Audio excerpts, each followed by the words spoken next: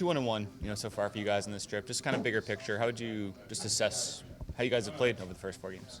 Yeah, I mean, obviously with, squandering kind of that point away from Pittsburgh, I think that, there's things that we can look at. But, as a whole, I think, coming on the road of a long road trip, I think we've done what we want to do thus far, and we need to continue on these last 3 games. And, we're building habits, we're building tendencies, and our identity is showing kind of through in these last, I think you can even look back at maybe the last month.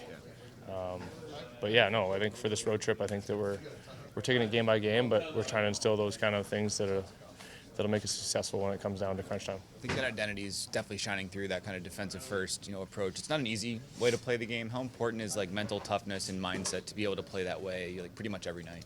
Yeah, and I think that, for us, it's the most important thing. I think that, us not getting complacent with, maybe if it's not a run and gun game, or we know that defense is what's brought us success and brought us our offense, and we have a lot of really highly skilled players on the offensive side of things that are buying in defensively to create those opportunities too. I think you look at guys that are going up and down the sheet, they're back checking, they're forechecking, they're doing the little things that are maybe creating that offense. And but yeah, I think our mentality just needs to stay the same when even keel, stay inside, protect the house, and trust the process.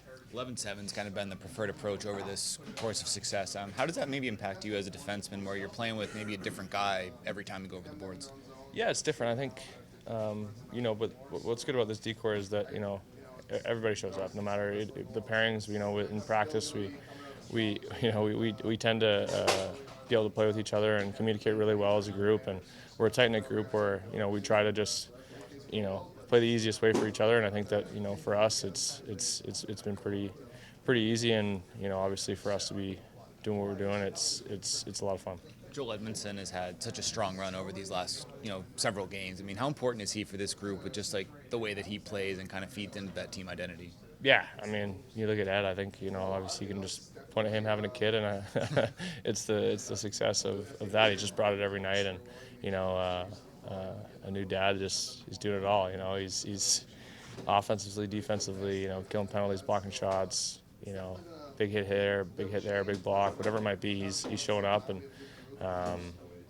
for a guy like that to be a part of your decor, to be a part of your dressing room, and even just to call him a friend is just it's he's been exceptional so far. So we're really happy for him, and we're continuing to grind for him. That's dad strength. Yeah, exactly. The dad strength that's coming through, and he's been awesome. How do you feel like your style of game, the way that you play the game, is really fit with this 11-7 format and benefited the team?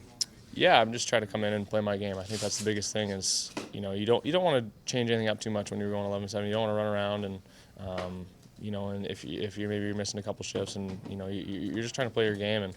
And that's what makes this decor so good, is it makes it so easy when, if you have been in there to make a play and come back and support each other and talk through plays and, sort things out. And, it's been a lot of fun. Like I said, these guys are great, and you got a young guy like Brent Clark who's shining through, and Spenny and Mo, and Mikey and Gabby are doing Mikey and Gabby things. So we're going to continue to do what we're doing, and hoping to continue the success.